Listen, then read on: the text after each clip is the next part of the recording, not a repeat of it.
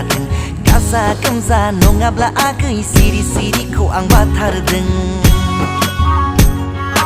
अमा खासिना दाउला खासि जाहोगोन आगै खालमासि बेन पार्टिजों बरायगोन आगै नोंखौनो आङो जोंनिसिम